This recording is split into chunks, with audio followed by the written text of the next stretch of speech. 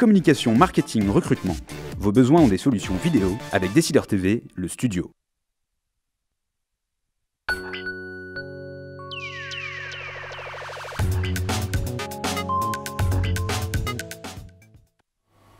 Bienvenue dans les Décideurs de l'Emploi, tous les mardis de 12h30 à 13h en direct sur Décideur TV et sur MyTF1 News. Nous donnons la parole aux professionnels du recrutement et du marché du travail. D'ailleurs, ceux-ci s'accordent souvent à dire que 80% des emplois sont non visibles. C'est ce qu'ils appellent le marché caché de l'emploi. Et selon Alain Marty, auteur d'une 6e édition du guide du networking, ces emplois s'obtiennent par relation. Alors, associations, cercles, clubs, les réseaux sont partout et avec l'avènement des nouvelles technologies et des réseaux sociaux, les anciens clubs ne sont plus seuls. Et Facebook, Twitter, LinkedIn, Viadeo sont autant de nouvelles possibilités de décrocher un job et d'accélérer sa carrière. Alors, faire partie d'un réseau, est-ce que c'est une assurance contre le chômage? Telle est la question que nous posons dans les Décideurs de l'Emploi du jour. Et pour répondre à cette question, j'ai le grand plaisir de recevoir Alain Marty lui-même. Alain Marty, bonjour. Vous êtes le président et fondateur du Wine & Business Club, premier réseau européen des chefs d'entreprise et professions libérales amateurs de vin. Et à vos côtés, nous avons le grand plaisir de recevoir Agnès Fourcade, présidente de Femmes Business Angel, le premier réseau féminin des femmes investisseurs. Agnès Fourcade, bonjour. Bonjour Pierre. Alors Alain Marty, je me tourne d'abord vers vous. Les réseaux sociaux sont-ils plus efficaces que les anciens clubs pour trouver un emploi? Alors, ils sont incontournables. Tout à l'heure, vous parliez de Viadeo, LinkedIn. Je pense que toute personne qui réussit dans la vie ou qui travaille doit être présent, doit pouvoir s'informer, apprendre des choses. C'est incontournable. Après, est-ce que ça se substitue aux anciens réseaux? Pas forcément. Pour moi, c'est un outil indispensable, un outil d'information, un outil de communication, mais qui permet de faire un lien avec le physique. Le physique devra toujours être important. Il faut se rencontrer. Sur la toile, on peut avoir plein de choses vraies, des choses fausses. Et le fait de rencontrer les gens, ça permet de savoir si vraiment on s'apprécie, si on a envie de discuter ensemble, si on justifie, c'est-à-dire ce qui a été écrit, on le constate ou pas, et éventuellement, si on a besoin de s'entraider. Donc, fondamental, indiscutable, indispensable, mais pas unique et surtout pas concurrent. Pour moi, c'est tout à fait complémentaire. Sachant qu'avec Twitter, on est on va dire à l'intersection entre l'information, la communication. Ça va vite, on peut faire passer un message à des décideurs, à des gens du pouvoir, à des recruteurs aussi. Et ça, c'est bien. Mais tout ça, c'est un ensemble qui est incontournable, mais pas uniquement en dehors ou concurrent des clubs classiques. Alors moi j'ai reçu ici dans cette émission Les Décideurs de l'Emploi beaucoup de recruteurs évidemment, de DRH, directeurs du recrutement, mais également le patron de Viadeo. Et ils avaient plutôt tendance à dire qu'aujourd'hui c'est un levier assez direct pour trouver un emploi et qui se suffit à lui-même. Qu'est-ce que vous leur répondez? Alors oui et non, parce que je ne vois pas quel recruteur digne de ce nom, un vrai professionnel, pourrait se limiter en disant voilà, j'ai vu un CV, j'ai vu un parcours, j'ai pianoté, j'ai discuté et je vais vous embaucher ou je vais t'embaucher à X euros par an. Enfin, celui qui fait ça, il faut qu'il change de métier, quoi. Donc que ce soit en revanche un vrai CV, une vraie façon de formuler les choses, de se présenter, ça me paraît encore une fois incontournable. Se limiter à ça, je ne sais pas qui le ferait, enfin je ne vois pas un bon DRH faire ça. En revanche, y compris pour une boîte de recrutement également. En revanche, avant il y avait le sempiternel CV qu'on envoyait à la main, c'est fini tout ça. Tout ça, c'est on communique, on s'informe, on actualise aussi les choses. Donc pour moi, c'est l'étape numéro 1. Maintenant, encore une fois, le vrai contact physique pour savoir si oui ou non ce qu'on a marqué est vrai, c'est incontournable. Mais alors, si on garde la logique de réseau, évidemment, la rencontre physique est incontournable. On reprend l'exemple très concret d'un recruteur qui contacte ou est contacté via un réseau social professionnel et décide de le rencontrer pour un entretien. On a la rencontre physique, nous sommes d'accord. Nous sommes tout à fait d'accord. d'accord. Mais à côté, le réseau traditionnel, si on pense les clubs, évidemment, tout le monde connaît ces clubs sacrés que sont le Siècle ou le Cercle de l'Union Interalliée, mais même si on parle d'un club des anciens élèves, est-ce que ces clubs-là sont devenus désuets du fait des réseaux sociaux en ligne? Je crois qu'au contraire, c'est-à-dire que tous ces sites, tous ces clubs ont des sites aujourd'hui d'information et utilisent, on va dire, l'électronique au sens large pour communiquer avec des comptes rendus, avec des newsletters, avec de la publicité, avec de l'information. Donc ça, c'est encore une fois, c'est rentrer dans la vie même des anciens réseaux, on va dire les réseaux préhistoriques si vous voulez. Et à côté, est-ce qu'ils sont concurrents ou pas? Encore une fois, je ne crois pas. Je crois que c'est indispensable et bon, chacun peut trouver club ou réseau à son pied. Non, c'est un complément mais pas un concurrent. Donc aux anciens clubs d'intégrer eh bien, dans leur fonctionnement ces nouveaux outils. C'est très important. Ou quand quelqu'un vient, il y a souvent des parrainages pour intégrer le club. Donc c'est-à-dire que pour parrainer, il faut savoir ce que la personne a fait. Est-ce qu'il est vraiment diplômé de l'EM Lyon par exemple? Et on vérifie tout ça. Donc là, il n'y a pas que l'annuaire des anciens, il y a également ce que la personne indique sur son propre parcours, son propre CV. Donc c'est un outil d'information. Et attention aussi aux mensonges. Il y a beaucoup de mensonges, donc ça mérite. Vous savez, il y a une grande phrase, la confiance n'exclut pas le contrôle. Ben voilà, Viadeo Linking, ça sert aussi à contrôler. Alors, vous savez, cette émission, un des principes, c'est que les internautes ont la parole. Alain demande, Facebook est-il un vrai réseau professionnel? Oui, alors effectivement, c'est les deux. On a un côté personnel, on a aussi un côté professionnel. C'est pareil, ça va vite, ça permet de communiquer. Attention au côté aussi un peu trop parfois voyeuriste. On a une vie privée, on a une vie professionnelle. Tout raconter me paraît un peu une erreur. Et en plus, là, on va dire c'est dans le marbre. Ça veut dire qu'une fois qu'on l'a dit, ça reste pendant des siècles et des siècles, pourquoi pas. Donc attention, oui, c'est formidable de communiquer en contexte professionnel. Maintenant, attention aux dérives du voyeurisme. Agnès Fourcade, on l'a dit, vous êtes la présidente de Femmes Business Angel, FBA pour les intimes. Est-ce que vous utilisez ces réseaux sociaux? Oui, mais bien sûr. Bien entendu, on ne peut pas aujourd'hui s'en priver. Et c'est très, très important pour avoir des messages rapides sur l'essentiel, etc. Mais, encore une fois, je suis d'accord avec ce que disait Alain Marty, c'est complémentaire. Et ça ne concurrence pas du tout les rencontres physiques, qui sont, à mon sens, extrêmement importantes. Et donc, je dirais que ces réseaux sociaux sont d'autant plus efficaces que derrière, il y a effectivement des contacts physiques et de vraies connaissances qui peuvent se lier dans nos réseaux. Alors, une autre tendance eh bien, de cette métamorphose des anciens clubs, des nouveaux réseaux, eh bien, c'est l'émergence d'un girl power ou d'un woman power, voilà, avec une multiplication de réseaux de femmes intra- et inter-entreprises. Vous en êtes effectivement un exemple, Agnès Fourcade. Est-ce que votre réseau eh bien, permet de trouver un emploi ou de faciliter sa carrière quand on est une femme? Voilà, alors notre réseau n'a pas pour but de faire du networking entre les membres pour trouver un emploi. Notre réseau, il est focalisé sur sa raison d'être qui est l'investissement dans les startups.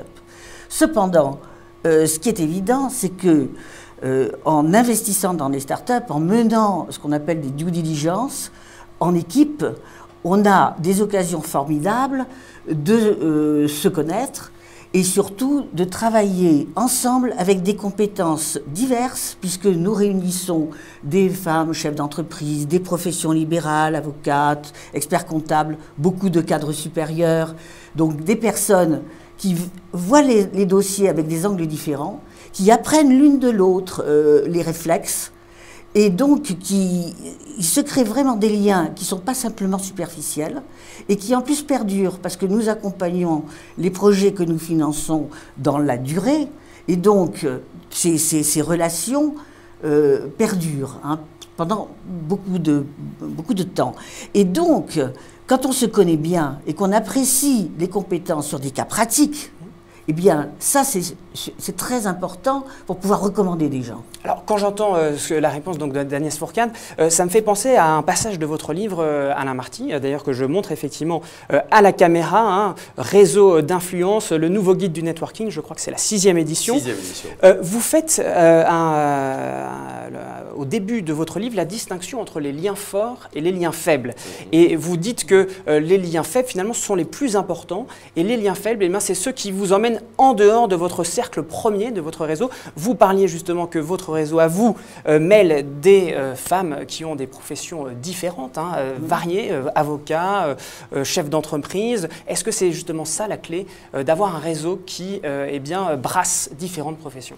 C'est très important parce que dans le contexte professionnel, on a des habitudes, on a un vrai contexte avec un quotidien et essayer de sortir de ce contexte, le club, le réseau peut y aider. Ça, c'est important de se dire, on fait ça quand on a 20 ans, 25 ans, 30 ans, toujours rester ouvert. Et effectivement, dans son cercle, on va dire naturel, on a des contacts, mais grâce à ces contacts, on va nouer d'autres contacts de gens qui sont en dehors et qui pourront vous dire, tiens, je travaille dans tel métier, en revanche, il y a un poste qui peut se libérer, ou alors mon chef a 70 ans, va partir à la retraite. Donc ça, c'est des informations qu'on doit récupérer, qu'on peut piocher en étant en dehors de son cercle naturel. Donc c'est important d'être en permanence ouvert.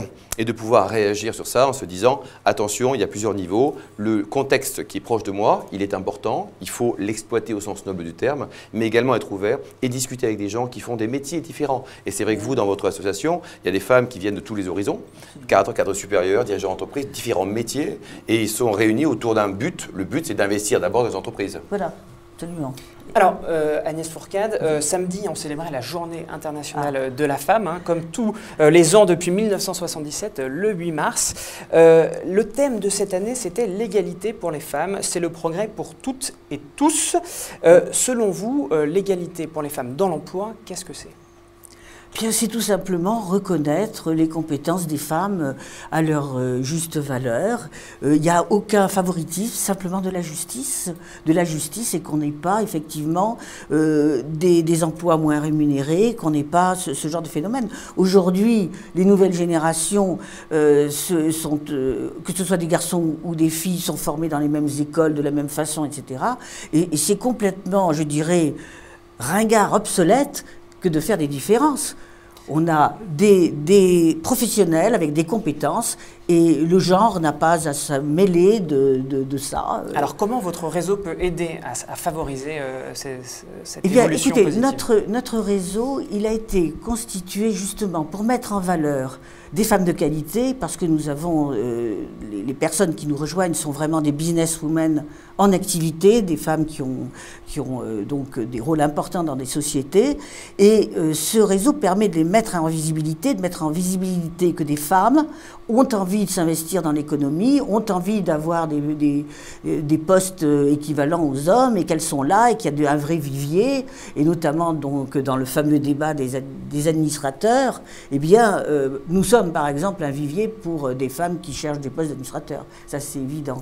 Alors donc, justement, est-ce que vous avez des exemples bien, de femmes de votre réseau qui ont trouvé un emploi grâce à FBA, Oui, absolument. On a des exemples parce qu'effectivement, il y a beaucoup de contacts. Notre réseau est appuyé sur des valeurs de convivialité et d'échange. Nous partageons beaucoup de choses. Et c'est vrai que, si vous voulez, dans la convivialité et la transparence, se créent vraiment des rapports de confiance. Et quand on connaît bien quelqu'un et qu'on est dans la confiance, ben c'est beaucoup plus facile de le recommander. Alors, vous parlez de recommandations, et alors ça me fait penser à ce que m'avait dit une de mes invitées, une des toutes premières, hein, Armelle Carminati, directrice du développement du capital humain chez Accenture, et qui a également créé au sein d'Accenture, mais cela dépasse l'entreprise, le réseau Accenturel, que vous recensez dans votre livre, absolument.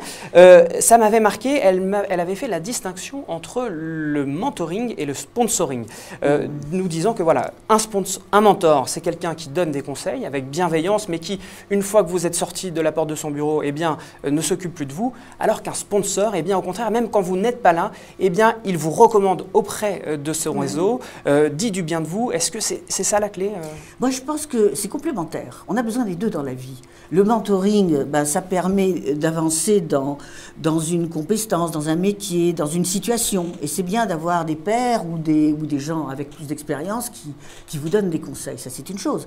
Mais c'est vrai que rien de tel que des gens qui vont vraiment parler de vous, en disant du bien de vous, en disant « mais j'ai rencontré cette personne dans telle circonstance et c'est vraiment la personne qu'il vous faudrait ». Ça, c'est très important. Et c'est vrai que dans les réseaux, quels qu'ils soient d'ailleurs, c'est ce qu'on trouve. Parce que quand on côtoie des gens et qu'on est effectivement dans cette relation de confiance, ben, vous savez, on a envie d'en parler. Et puis, on donne et on reçoit beaucoup plus qu'on donne. Donc, quand on est dans ce rapport-là, c'est très efficace. Alain Marty, un commentaire? Mais donner pour recevoir, c'est la base de survie dans un club, dans un réseau. Il faut comprendre, il faut connaître les gens. Et Agnès Fourcade a raison. C'est vrai que les femmes ont besoin d'être considérées comme un homme, tout simplement. Voilà. Et c'est vrai quand on voit parfois des écarts de salaire de 20%, ça repose sur rien. Juste un tout petit bémol, parce que parfois les femmes entre elles ne sont pas forcément très tendres. C'est-à-dire que paradoxalement, on a parfois des femmes qui se disent « bah non, celle-là, elle ne passera pas ». Donc parfois, il y a des relations un peu perverses, c'est peut-être dans 5% des cas, mais ça existe. Donc c'est pas forcément tout beau, tout joli, les femmes entre elles. La notion d'entraide spontanée est peut-être pas encore aussi développée qu'auprès de la gente masculine. Je suis désolé, Agnès. Oh, les femmes ne sont pas plus... Enfin bon, ça existe aussi chez les hommes. Mais c'est vrai que, vous savez, les femmes font beaucoup plus d'efforts que les hommes pour arriver là. Elles partent de plus bas, c'est vrai. Bon, donc quand on a un parcours qui a été très difficile.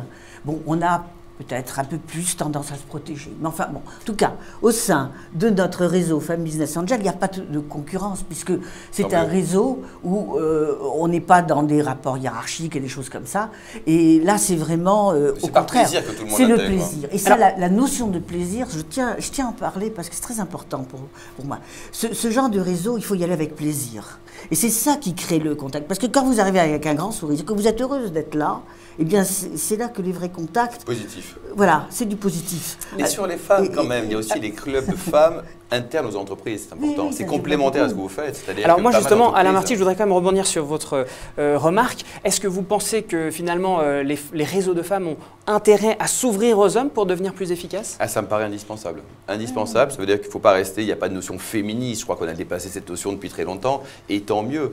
Donc, ce sont des femmes qui discutent entre elles. Je sais que j'ai intervenu il y a quelques temps au sein du réseau des femmes de Bouygues Télécom. C'est un réseau qui est constitué des salariés de l'entreprise, hein, et ce sont des femmes formidables.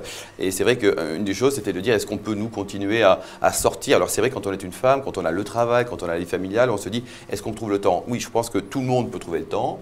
Il n'y a pas de raison qu'on puisse discuter avec quelqu'un. Il y a des codes également à respecter. Il ne faut pas avoir peur, il ne faut pas être inhibé. Il faut aller vers les gens. Et ça concerne les femmes, également les hommes. Donc, oui, je crois que c'est le moment, mais avec, encore une fois, pas une logique de revendication. On est là pour ouvrir, s'ouvrir et progresser. Je peux répondre à Alain Marty. Allez-y. Alors, Alain, qui a inventé les clubs unisexes? Bon, les hommes. Les hommes. Et il y a encore plusieurs clubs bien connus et que vous citez dans votre guide. Et qui se retrouver entre garçons avec un bon cigare, tranquillement, sans femme, de temps en temps, ça fait plaisir aussi. Hein, alors, quel club, justement il y en a plusieurs. Et puis, alors, moi, de temps en temps, je suis invitée au cercle à Lyon. Et là, on ne voit pas une femme, non? Par exemple. Alors, les hommes arrivent à survivre. Mais c'est vrai que dans la tradition anglo-saxonne, il n'y a pas beaucoup de femmes. Il en reste quelques-uns, mais c'est vrai que sur le fond, je ne vois pas pourquoi certains clubs rejetteraient les femmes, au contraire. Je suis d'accord avec vous. Les clubs doivent s'ouvrir, hein, c'est beaucoup plus sympathique. Bon, pourquoi est-ce qu'il y a beaucoup de clubs de femmes? Je pense que les femmes, il y a eu... Alors, ce n'est pas de la revendication du tout, c'est peut-être un réflexe un peu, pas de défense, mais de dire, bon, on se regroupe entre nous, pour se donner plus de visibilité, plus de puissance. En tout cas, chez Femmes Business Angel, c'était ça l'idée. C'était créer un réseau de femmes dans une activité où elles sont très peu nombreuses. Hein. Il y avait 3% de femmes chez les Business Angels quand j'ai pris le réseau. 3%. Aujourd'hui, on est 7%. C'est très peu. Donc, pourquoi est-ce qu'on se groupe? C'est pour faire poids, parce que sinon on n'est pas visible. Oui, et heureusement. Et une fois qu'on aura un taux de 40 ou 50%, on n'aura plus besoin d'être entre femmes. Et pourtant, il y a quand même quelques femmes, comme Véronique Morali, qui a signé un éditorial, la présidente de Fimalac Développement, ou alors Sandra Legrand. Tout ça, ce sont des gens qui réussissent et qui ont une belle exposition médiatique, et tant mieux. Absolument. Voilà. Et donc la tendance, très certainement, effectivement, après avoir assuré sa visibilité, va être de s'ouvrir à nouveau. Eh bien, quand on parle de réseau, évidemment, on pense toujours aussi un peu au réseau souterrain. Et la question voilà, de Laurent, hein, je rebondis sur la question d'un internaute qui se demande pourquoi les francs-maçons sont-ils aussi puissants? Alors, je vais peut-être déjà aller au-delà de cette question. Est-ce qu'ils sont toujours aussi puissants, Alain Marty? Alors, on n'est plus... Enfin, voilà, la 4e République, c'est fini. Il faut juste savoir qu'ils sont tous morts, voilà. Donc, ce qui était vrai à l'époque n'est plus vrai aujourd'hui. Donc, la puissance des francs-maçons, je crois qu'il faut l'oublier. C'est plus une problématique. Il ne faut plus dire, alors qu'il y a certains grands corps d'État aux sociétés qui sont parfois trustés par les francs-maçons. Mais il faut arrêter, il faut démystifier. Il y a eu une notion de secret, et on peut comprendre quand on voit l'historique des francs-maçons, avec certaines périodes difficiles pour eux, notamment sous la Seconde Guerre mondiale. Mais aujourd'hui, on est plus une logique de club de réflexion. À une époque, moi, je considérais ça comme étant un peu les diplômes de ceux qui ne sont pas diplômes. C'est-à-dire qu'il y a eu beaucoup de francs-maçons qui n'étaient pas diplômés, et c'était une façon de dire, voilà, je suis franc-maçon, ça pose son statut, comme on peut être président d'une chambre de commerce. Bon, tout ça, sur le vrai faux pouvoir des francs-maçons, il faut faire attention. Il faut faire attention, ce sont des gens normaux, pour moi c'est un club de réflexion. Ce sont des gens qui réfléchissent entre eux, pourquoi pas, hein. Il y a des clubs de femmes, il y a des clubs d'hommes aussi, donc non, est-ce qu'ils aident quand même à obtenir certains postes, à accélérer votre carrière? Pas plus que les femmes Business Angel, que le Wine Business Club Entreprise et Rugby. C'est-à-dire qu'à partir du moment où on partage un moment avec quelqu'un, où on est concerné par l'objet du club en lui-même, qu'on ait envie de réfléchir, qu'on s'apprécie. Le club, c'est vraiment encore une fois la frontière entre la vie privée et la vie professionnelle. On découvre, on ne se connaît pas au bout d'une fois, 2 fois, 3 fois, 1 an. On se dit vraiment, il est formidable. Donc puisqu'il est formidable, s'il me demande quelque chose, je vais essayer de l'aider. Donc ce côté fraternité, ce côté, il est absolument indispensable et il est de fait dans tous les réseaux, quels qu'ils soient. Alors, Agnès, Alain, comment choisir son réseau justement pour prolonger cela quel est le bon réseau voilà, est-ce que le réseau, quel est le bon réseau? Comment choisir son réseau? Agnès répond d'abord. Oui, non, mais ça dépend de son objectif. Hein, ça dépend de son objectif. Bon, si on parle des réseaux de femmes, il y a pas mal de réseaux de femmes dont l'objectif c'est vraiment le networking. Je pense par exemple à EPWN, c'est du networking, mais avec l'idée évidemment de favoriser l'emploi et de favoriser aussi la création d'entreprises. Moi, hier, j'étais dans un jury pour le prix de l'entrepreneur responsable. Donc, voilà le genre de... Il y a des actions et les filles qui se réunissent dans ce réseau sont là pour faire du business entre elles, hein, ça c'est clair. Il y a d'autres réseaux comme Femmes 3000 par exemple, c'est plus large comme esprit, c'est étendu partout en France et à l'international et tout. Et là c'est pour se faire des relations, etc. et pour effectivement mettre en valeur des femmes de qualité. Bon, donc ça dépend. Alors évidemment, si nous, on a un objectif qui est l'investissement, puisqu'on est le premier réseau de femmes investisseurs. Donc, nous, on vient chez nous pour investir. Mais voilà, il faut choisir son réseau en fonction de... Karine demande sur quels critères vous basez-vous pour intégrer vos femmes dans votre réseau? Ah, alors, moi, je veux des femmes qui sont... voilà, tu les connais, donc tu peux témoigner. Donc, il faut des femmes qui sont dans le business et qui sont vraiment branchées dans le business, qui ont des postes où elles ont des responsabilités. Parce qu'il faut, si vous voulez, nous, on met de l'argent dans les entreprises, mais on les accompagne, on les aide. Donc, il faut avoir des compétences pour pouvoir aider les chefs d'entreprise. Et bien sûr, il faut des gens qui ont un peu d'argent pour investir. Mais pas forcément beaucoup. Il y a les investissements de business angel sont des investissements qui sont à la portée de beaucoup plus de gens qu'on ne le croit. Et alors, Adèle demande, les clubs et réseaux n'encouragent-ils pas le communautarisme? Et en effet, on est en train de parler, voilà, ce sont des gens qui se ressemblent, qui s'associent. Est-ce qu'il y a un danger là-dessus? Alors, oui et non. D'abord, sur la panoplie du bon réseau, hein, pour répondre à votre question précédente, c'est vrai qu'il faut commencer par réfléchir réseau quand on a la chance de sortir d'une école. Il faut tout de suite penser réseau quand on a 19 ans, 20 ans, 25 ans. Après, commencer par adhérer à l'association des anciens de cette école. Alors ça, on aura l'occasion effectivement de parler important, des conseils. sur les anciens. Ça, c'est, on va dire, la population naturelle. Alors, quel réseau choisir, effectivement? Communautarisme, c'est sûr que quand on rejoint les anciens diplômés de son école, par définition, on est dans une tribu qui est à peu près homogène. Ils sont tous diplômés de la même école. Maintenant, au sein des réseaux, Femmes Business Angel est un exemple, il y en a d'autres aussi, on a tout type de métiers. C'est-à-dire qu'il y a des gens qui sont profession libérale, d'autres qui sont cadres supérieurs, et dans tout type d'activité, la finance, le marketing, la communication. Donc ça, effectivement, ça peut être une problématique si on est dans une problématique, encore une fois, ou un réseau professionnel. Quand on intègre la DFCG, on a rapport avec des gens qui ont rapport avec la finance, la comptabilité, sur le DCF, c'est le commercial. Donc là, on est sur des lignes de métier. Maintenant, sur beaucoup d'autres clubs, on est multisecteur d'activité, multisexe également, et ça permet donc de rencontrer des gens qui vont vous apporter une ouverture d'esprit. Et ça, c'est ce qui est un peu le pendant positif de ces clubs et de ces réseaux. Eh bien, voilà la réponse à Adèle. Peut-être vous voulez rajouter quelque chose? Oui, et puis on peut faire partie de plusieurs réseaux. Et moi, je pense que c'est très bien de faire partie de plusieurs réseaux. En effet, Alain Marty, c'est une bonne remarque. On a plutôt intérêt à accumuler les mandats, si je puis dire. Alors, il ne faut pas non plus faire partie de tous les réseaux. Autrement, on passe sa journée, on devient un pilier de comptoir. Donc ça, il y a d'autres endroits pour le faire. Maintenant, c'est vrai que si dans sa vie au quotidien, on se dit, je vais essayer de consacrer 5% de mon temps, c'est beaucoup 5%, hein, pour travailler, cultiver son réseau, ce qu'on appelle aussi le capital relationnel, le capital social, je pense que c'est une bonne logique pour affronter l'avenir. Avec les clés donc, des réseaux ou le nombre de réseaux, si c'était votre question, l'association des anciens de son école, quand on a la chance d'être diplômé, ça permet de rencontrer des gens, et même une école moyenne a forcément des bons qui ont réussi, voilà, et il y en a encore pire et encore mieux plutôt pour les grandes écoles. Ça, c'est le premier axe. Deuxième axe également, un club peut-être lié à l'art de vivre. Donc ça peut être pourquoi pas le vin, pourquoi pas les fromages, pourquoi pas les chocolats au aussi, ou alors un club de sport aussi. Ça, c'est une deuxième chose. Et le troisième élément, c'est un club lié à la réflexion. Il faut continuer à faire travailler ses méninges, sortir un peu de son quotidien, de sa famille, de son boulot. Et par exemple, l'Institut Montaigne est un club qui est formidable pour ça. Les fameux think tanks. Exactement. Voilà. Donc là, on est là pour réfléchir.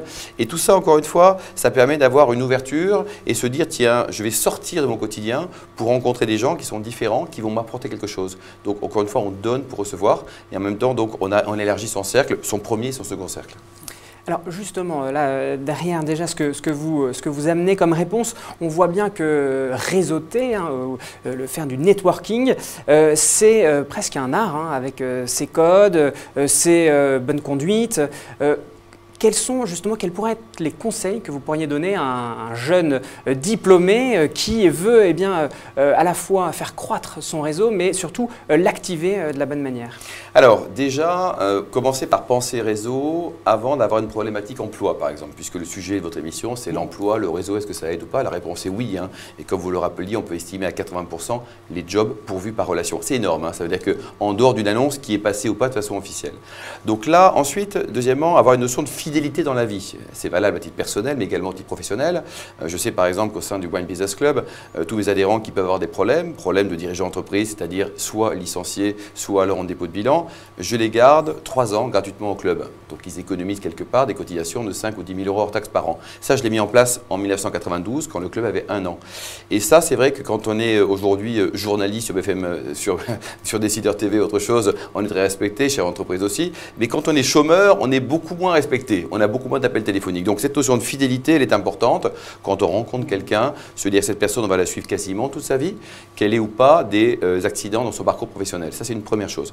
Deuxièmement, et là on rejoint un peu les francs-maçons, une notion de parcours initiatique. Quand on intègre un club ou un réseau, commencez par avoir de l'humilité, de la modestie. On écoute, et puis un jour on parle.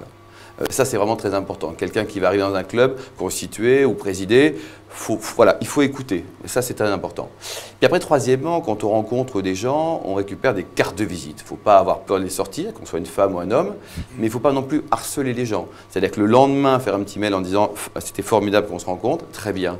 Est-ce qu'on peut se rencontrer? Pas de réponse. Et on peut considérer qu'au bout de 3 mails à des distances normales et la personne ne répond pas, en fait, elle s'en fiche de vous. Mais il faut simplement savoir aussi que dans la vie, il y a 85% des promesses qui ne vont pas être tenues. On s'appelle, on va se voir, il faut absolument que je vous aide, votre projet m'intéresse. 85% des gens s'en foutent complètement. Il faut juste le savoir. Donc ça, c'est les conseils pratiques. Donc il ne faut pas insister dans ces cas-là? Non, moi je pense que 3 fois c'est bien. Le lendemain, il ne faut pas non plus attendre trop parce qu'après les gens oublient, la mémoire est sélective dans la vie. Relancer 1 semaine après et après relancer 3 semaines après. Voilà. Et si au bout de 3 semaines on n'a pas de raison, tant pis. On considère que cette personne ne s'intéresse pas aujourd'hui à ce que vous faites. Et c'est pas grave. Et c'est pas parce que quelqu'un ne vous rappelle pas qu'il s'en fout complètement de vous ou alors qu'il n'aime pas votre projet. Simplement, à l'instant T, il n'est pas réceptif. Dans la vie, le bon timing est fondamental. Ce qui n'empêchera pas du coup de recontacter cette personne un peu plus tard sur un autre projet. Toujours avec le sourire. C'est pas grave. Plus on vous dit non, plus il faut y aller. 7 fois allongé, 8 fois debout. Agnès Fourcade. Moi, je dirais qu'il est important d'essayer de se mettre à la place de l'autre et se demander finalement qu'est-ce que je peux apporter à l'autre. Et c'est comme ça que vous allez l'intéresser. Parce qu'être demandeur, c'est une chose, mais vous êtes beaucoup plus efficace quand vous commencez par dire « je peux peut-être vous être utile ».